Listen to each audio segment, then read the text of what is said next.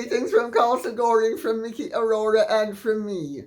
Diesel is here, but Diesel is too disruptive.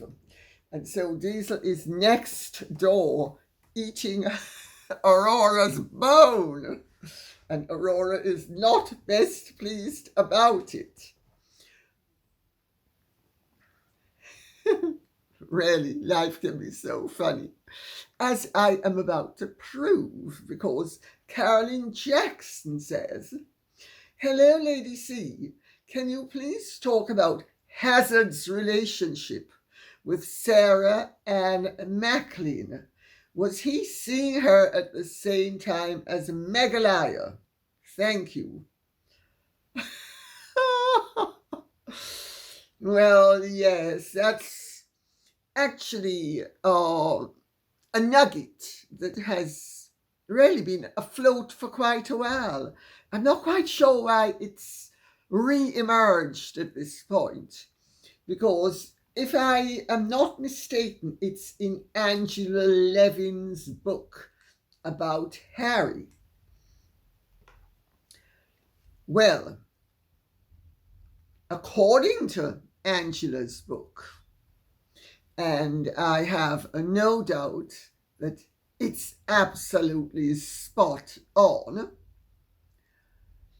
Harry met and had a romantic involvement with a very good-looking model called Sarah Ann Macklin around the same time he met and started dating Meghan. Now, if you remember from Harry and Meghan's own confessions, Harry met her and she's the one who pursued him. Remember? Because that's what happened. He met her, she made sure she got in contact with him and made sure that she asked herself out with him the following night. So, well, Sarah Macklin is actually a very good-looking girl, far better looking naturally than Meghan, although Meghan is also, in fairness to her, a good-looking woman. Well, Sarah Macklin doesn't have similar tastes and interests as Meghan and Harry.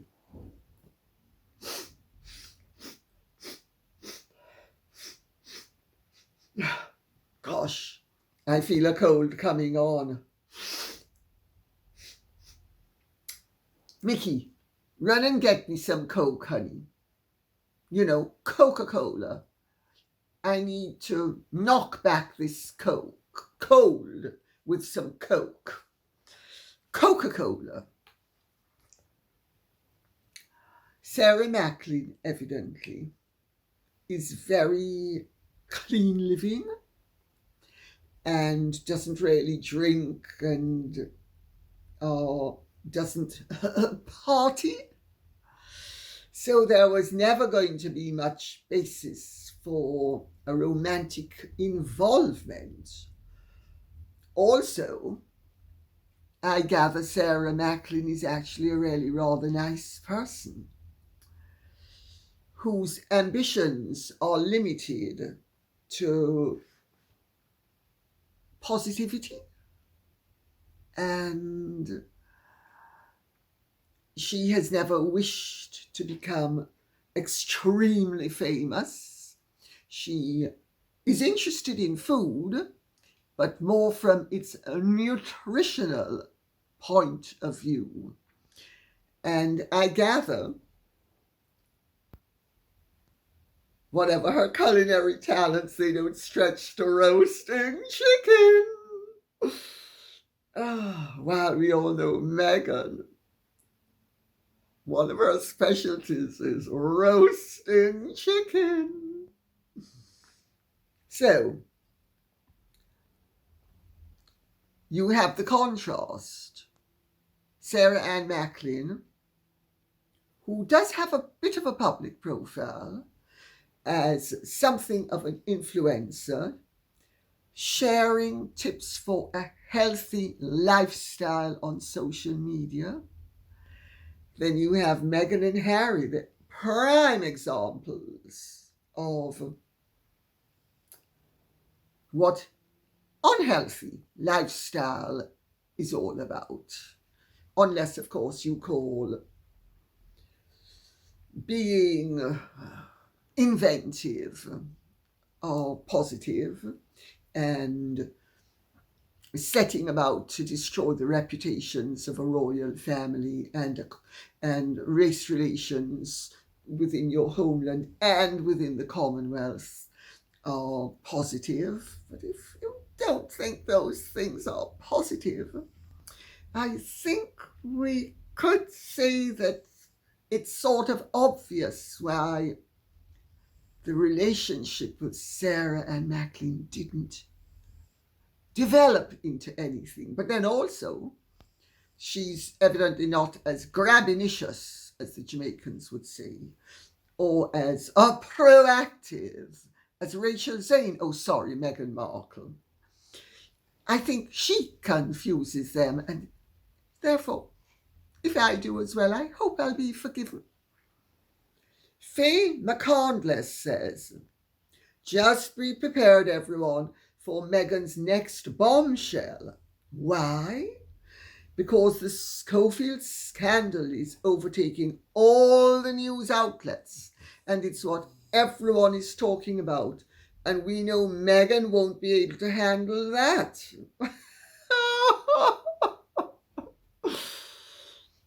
Well, even Meghan must realise that every now and then a bigger and a better and a juicier and a nastier story comes along. I think she's going to have to bide her time. But what's really interesting is that she has been behind the scenes with her people, and her people have been laying the ground for various speculations, including I was sent something from somebody whose name I do not condescend to defile my mouth with, so I will not utter the name. But he is a buffoon who looks like a guppy. And I gather that this idiot, in my not so humble opinion, who of course is very expert in areas that I know nothing about, such as escort services, because I gather he was something of an expert in providing services of an escorting nature. And I don't think his service was called Soho, so I don't know. Maybe it was called a boho, or maybe it was called a buffoon, or maybe it was just called Guppy Goes Fishing. But whatever it was called, he has evidently done something on, I think it's YouTube or Spotify or Spottable or whatever it is. It was sent to me. Harry and Meghan should sue Lady C into oblivion. I welcome the lawsuit. I welcome the lawsuit. I do. And I'll see them and whoever else is attached to them in court. This buffoon, this unsophisticated ignoramus, this category of person who performed in a world of escorts. I mean, just speaking about him defiles me. But every now and then, one does have to recognize filth for what it is. And this recommendation is filthy, and I have to say his track record is hardly a recommendation for good Christian clean living or the perpetuation of sterling values.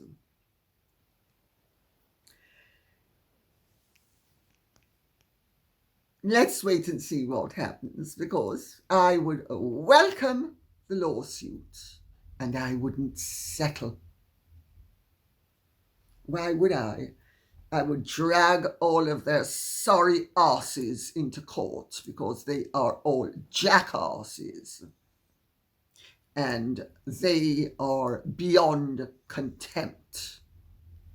That's my personal opinion. And they don't like it. Lump it or sue, I couldn't care less. Either way will do. Now, there are other little speculations being placed by Meghan botters. I mean, a category of lowlife that thinks that they are so clever that they can form public opinion by flooding the world with millions of false comments praising somebody who is deserving of contempt, and we are supposed to be deceived? I don't think so. Anyway, Hilda Trellis says, "Thank you for such a jolly video of all those lovely dogs and the beautiful facade of Castle Goring." It's the south facade. The north facade is castellated. This makes it a unique architectural wonder, created by Sir Bysshe and Lady Shelley. In my view, because Sir Bysshe wanted castellated and Lady Shelley wanted Greco-Roman. And they did the most remarkable thing that had never really been properly done before. And they had a castle with two completely different faces, north and south. However, to not interrupt myself, naughty me, I can imagine nothing nicer than a garden full of dogs. Well, I tell you, it was a bit of a challenge when I had 4 of them tugging while all of the other dogs were trying to say hello, and they were trying to say hello to them.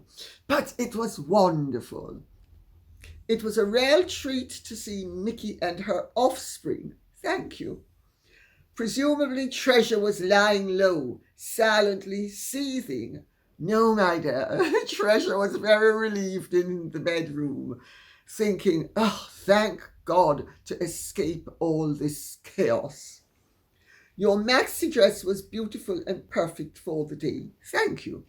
You are entitled to a little schadenfreude, something a lot of us have been experiencing since the fertilizer hit the fan in the This Morning garden. But your integrity shines through in spite of everything you have experienced. I couldn't have survived my life without integrity. You cannot lead a good and positive and constructive life without integrity. I just inject that little comment before, and I think somebody needs to slap me because I am interrupting myself rather too much. So I will now continue. Go on. Mickey, give me a slap. Mickey says, no, Marty, I'm going to give you a lips kiss instead. It's interesting that those of us who do not get our news from the mainstream media were aware of the situation long before it became common knowledge, thanks to you and a few other brave souls who swam against the current. Today is a good day for your channel. Long live Lady C. Thank you very much. Yes, I was the lone voice for nearly 3 years, and I was outraged at the way Phillip Schofield had treated me over the years, and I know that the truth is an absolute defence to libel or defamation, because it can be slander as well as libel. And it was just a matter of time before everybody realised that the turd had been coated in oil, and that when the sun shone on it and the oil slithered to the ground, you saw the turd in all his ingloriousness. And Minky Cat says, Lady C, boy oh boy, Phillip Schofield is getting dragged through the mud in a big way. Mud he prepared for everybody else and deserved to be in long ago. I have to say, you may have been the catalyst of his demise. Actually, I wasn't. I laid the ground by doing the videos I did and having them up, but the catalyst has been his brother's interest in teenagers that were astonishingly akin to his interest in teenagers, although his interest was acted upon legally, and according to him, and I need to make it clear that I am not accusing him of anything, but his brother's interests were not legal. But we're gonna come to Phillip Schofield's rather frightening, I would say, interest in youngsters in a moment. And of course, I'm not accusing him of doing anything wrong or illegal. But I don't know about you, but I find it pretty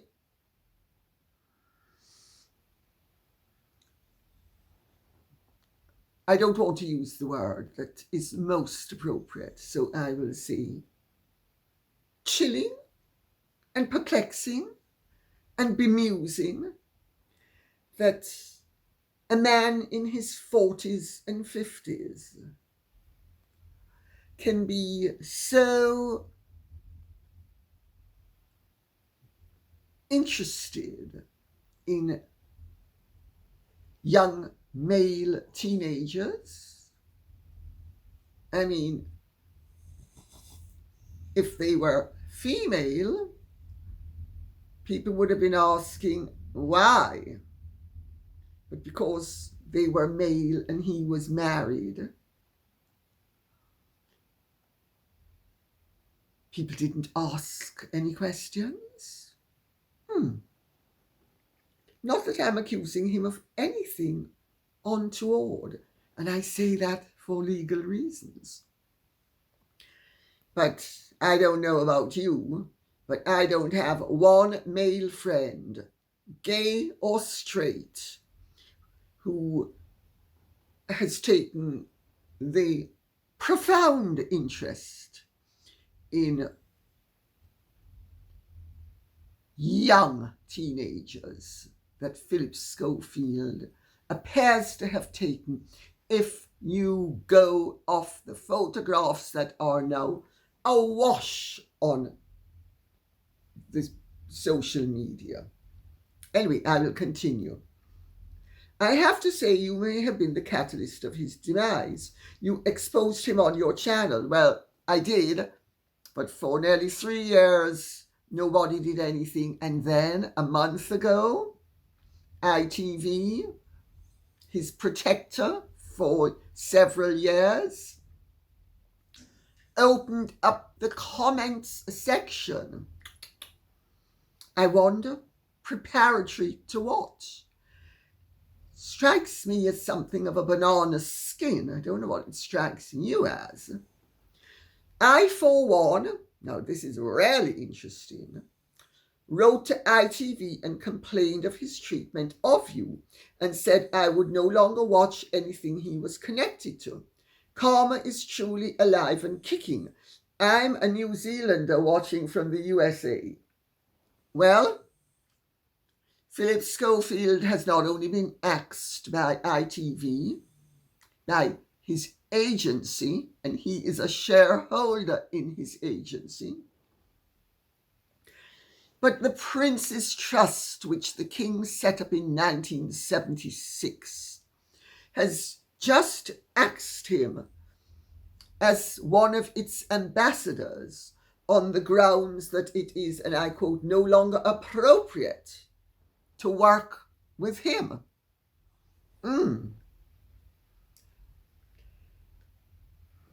Oh dear, oh dear.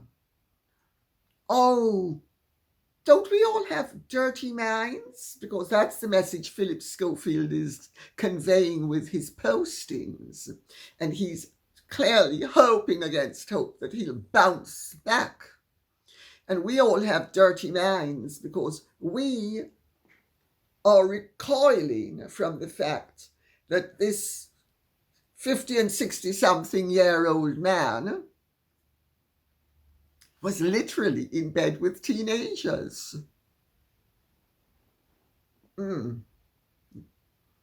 Dodgy, I would have said. But there we go. Gail Platt says, Hi, Lady C. I heard that arch nemesis Dame Caroline McCall is implicated in the Phillip Schofield cover-up and maybe in deep doo-doo over it. Do you know anything? Thank you.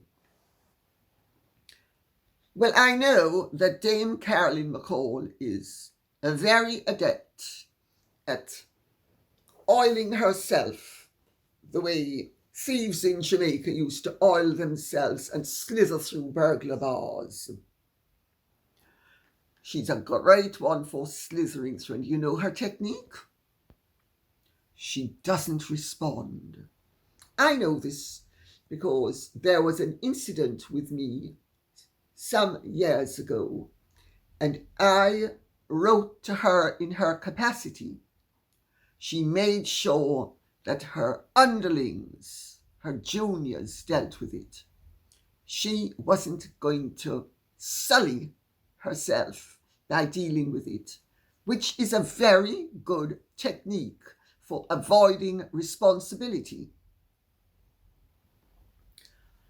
Is she going to be able to get away with it? Is she going to be able to run the defense that several of the Nazis tried to run at Nuremberg? I knew nothing about it. I was too high up the food chain to know anything about it. It's not my responsibility.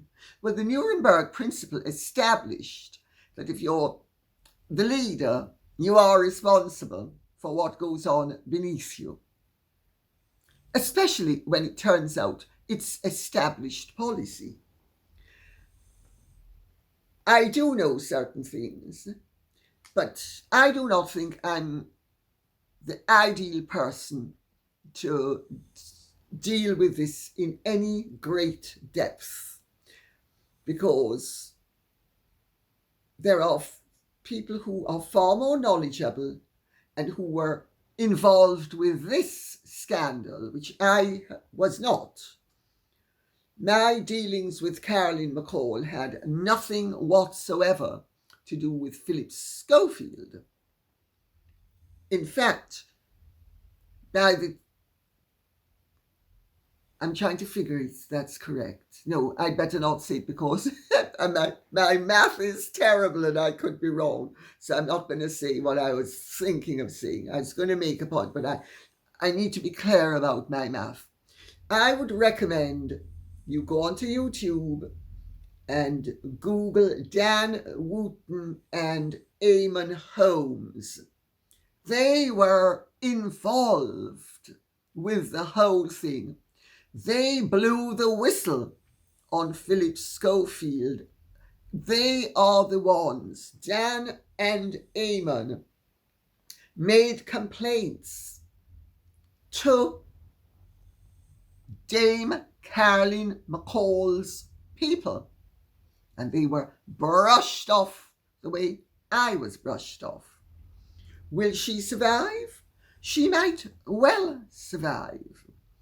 She is uber woke, and she has had no compunction about dismissing Piers Morgan because he refused to follow her woke, racist agenda in favour of Meghan Markle and her filthy lies and disgusting race-baiting falsities.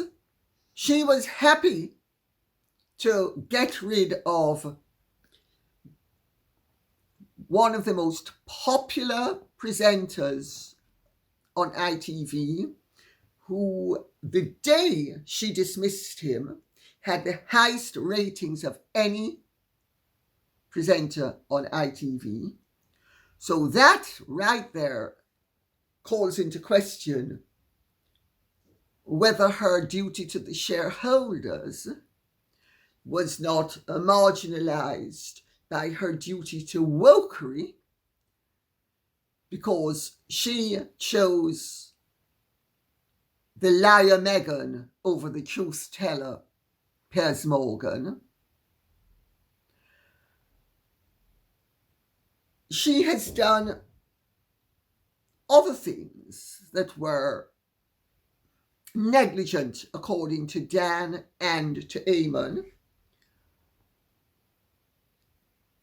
She cannot have been ignorant of the completely abusive nature of Phillip Schofield to not only guests, but to co-workers, and how he set about destroying or trying to destroy the careers. Sorry, the dog's fur is bothering me. And there's a bit. Co-workers like Dan Wootton. He spent years trying to get Dan Wootton shoved out, and years trying to get Eamon Holmes shoved out as well, and finally succeeded with Eamon. Charming. And that's who she was protecting. Why? I'll tell you why. Because he shared values and beliefs that she holds dear. Anyway, Eamon Holmes and Dan Wootton are far more expert on this than I am. Leah Salter says, question on Phillip Schofield. What is his connection with Simon Schofield? No relation. I know that Phillip and Simon worked together when Simon was 12. There are photographs of them, very pally. And that Simon knew the teenage boy in the middle of all this. Yes, Simon's wife has commented long before they were married on a photograph taken of Simon Schofield with his arm around the boy, who is looking up at him adoringly. And she makes the comment that this is real love.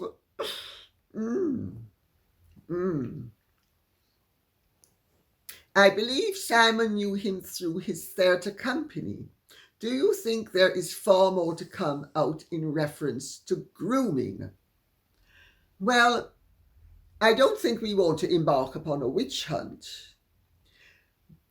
On the other hand, I think when one is dealing with mysteries, one should always follow the evidence. And if the evidence leads to the mountaintop, that's where you head towards. And if it leads to the cliff, that's where you head towards. I have said on Dan Wootton, the GB News Dan Wootton show, that Phillip Schofield's conduct with reference to this young man was eerily similar to grooming. So now the reality is that, and I know this from many gay friends of mine, some of them knew they were gay from they were little boys. So I am not saying that an older man is going to convert a younger man necessarily, although who knows, anything is possible, even though not everything is likely. And I don't know enough about the subject, but I do know that what I have been looking at and reading while doing my research for this has been deeply disconcerting. And several people are coming to the conclusion that there is, within the entertainment industry, a cabal of rampant males interested in a very young men who have worn the cloak of matrimony, that is, marriage to women, to exonerate themselves from all suspicion as to any untoward activity or interest that they might possess.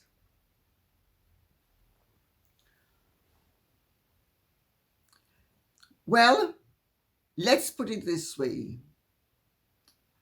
We're passing the fish market and it's really starting to stink. Let's wait and see who gets caught up and exposed. And though we need to be careful that people who get caught up and are innocent should not be tarred with the brush of commission. Let's put it that way. Justice demands that only the guilty should pay the price for their untoward activities. Ree Ritz says, sounds like Philip lived in a glass house, but was very happy to throw stones at others. What is shocking is how long he was able to do this with his boss's backing. That's right. And that's the rub.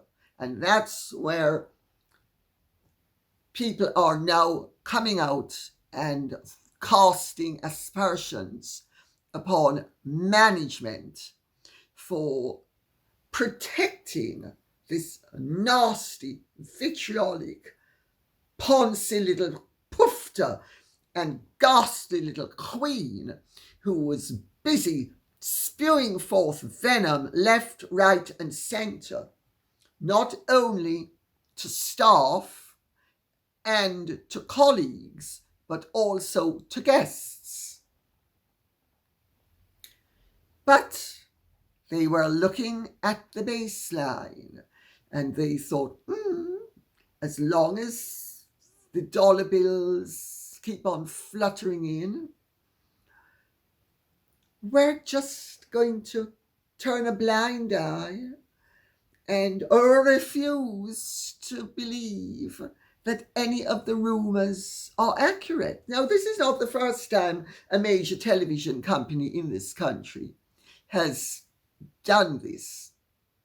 The BBC did it over Jimmy Savile, who I thought was a repellent sleazebag from the word go, and on the one occasion I had an opportunity to meet him, I bolted in the opposite direction.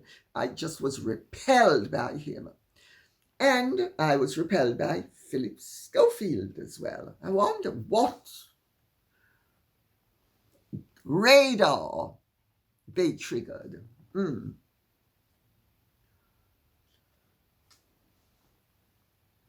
Trey Goody says, that name. Question, Lady C, you look lovely as always. Thank you. I just love your content. Thank you. I like to put my earbuds in and listen to you as I do things around the house.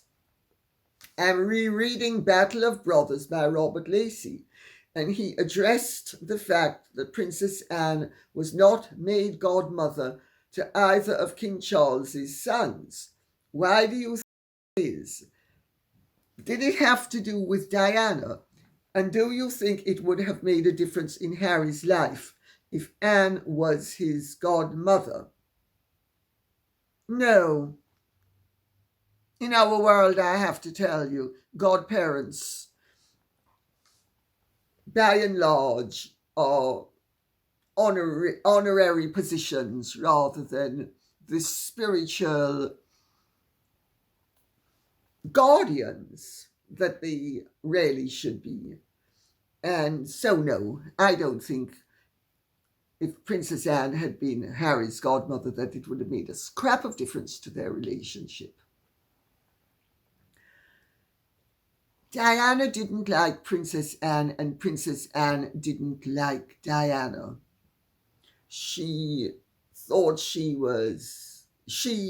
Anne, thought Diana was a silly hysteric, in a nutshell, and that she was greedy for attention and was a loose cannon who milked her position for her personal popularity when there was no need to do so.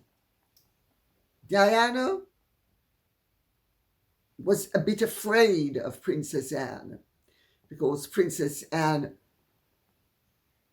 had a very low tolerance for nonsense and was not open to being charmed by Diana. So Diana was a little bit afraid of Princess Anne because she couldn't work her way around her. And I am pretty sure that Diana would have stepped on any suggestion that Princess Anne be godmother to either of those boys or any other children she might have had with Prince Charles, as he then was. Diana was very friendly with Andrew, and she was also rather friendly with the present Lord Snowdon, David Linley. And Princess Margaret, towards the end, couldn't stand Diana either. But David Linley was pretty partial to Diana. So I just throw that into the mix for what it's worth. Claire Disapia says, Meghan must have taken lessons from her mother, Doria, because she wasn't around her for 10 years and her father worked and paid for everything she wanted during these years. Now Doria is Mother of the Year. Doria is an enabler. Doria and Meghan have an awful lot in common. They function in the game of life with similar values, habits, objectives, and boundaries.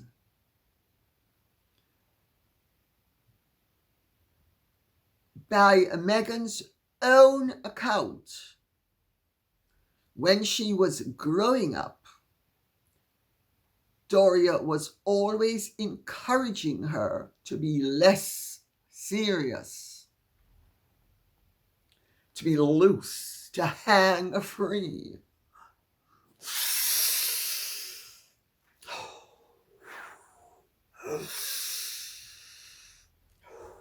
This is just fabulous weed.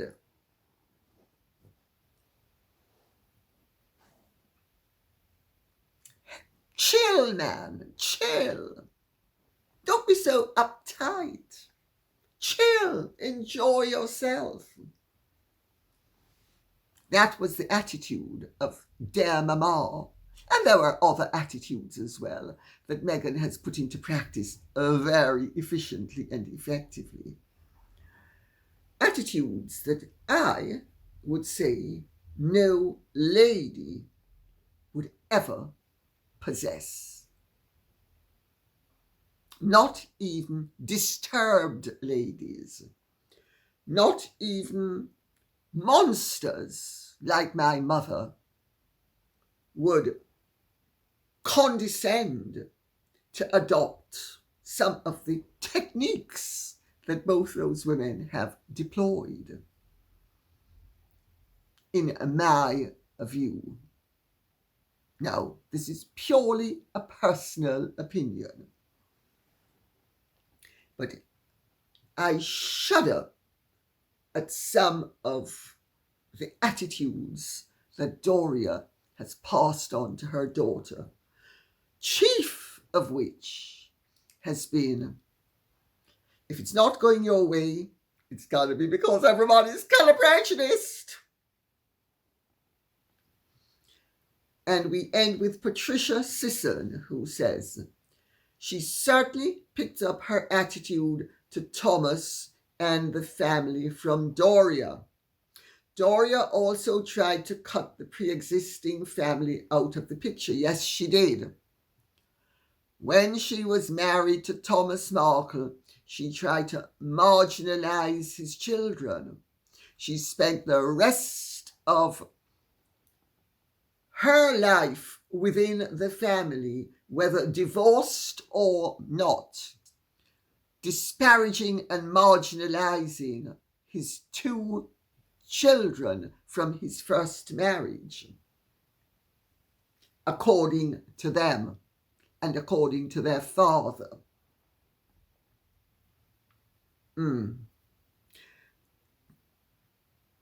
She apparently treated Thomas Sr. as her personal piggy bank. That's absolutely correct. Samantha has confirmed it. Samantha, when she was a teenager, deplored Doria once she realized that Doria's interest in Tom Sr. was hand in pocket. Let's see how deeply we can grab how much out of that pocket. She apparently treated Thomas Sr. as her personal piggy bank while living a carefree bohemian lifestyle. She certainly did. She would decamp to a place whose name I forget at the moment, but it was evidently where there was lots of dope being smoked and done, and very loose lifestyle and very loose living. And she would just decamp and go there for days, and who knows, maybe even weeks. But I don't remember the time, but certainly she shouldn't have been going at all. But she was going to have a good time. And Samantha had doubts as to the activities she got up to. Rational doubts based upon sound, sensible reasons. However, When people say Thomas created Meghan, they are ignoring the absent mother's contribution.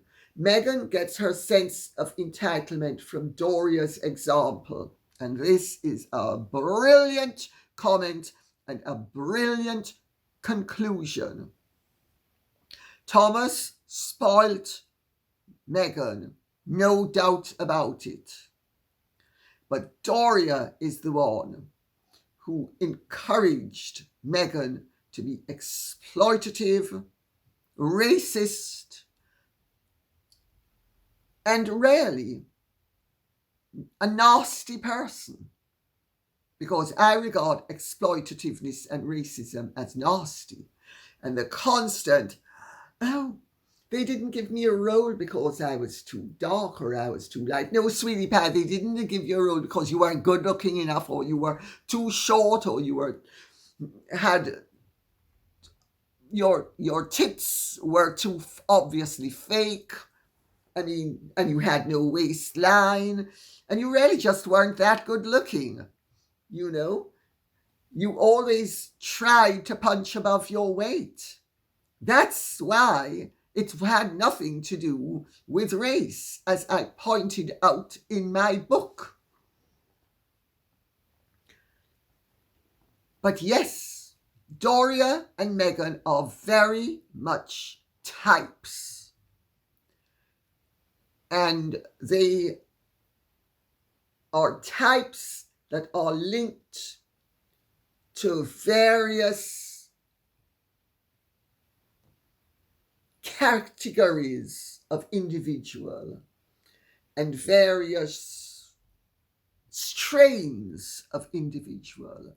And more than that, I do not wish to say at this point. But they are typical. And I can tell you as a Jamaican, they are stereotypical of a certain category of woman. Totally stereotypical. There's even been a popular song sung by a very popular singer in the mid part of the last century that warns against women of that nature. And more than that, I would prefer not to say at this point. And I hope this has been of some interest to you. If it has, please remember, I need you to keep on sending in the questions and comments so I can know what topics you find interesting for us to talk about. So thank you so much. Godspeed. And if you have enjoyed this, please like, share, subscribe, press the notification bell, and take good care. Bye-bye.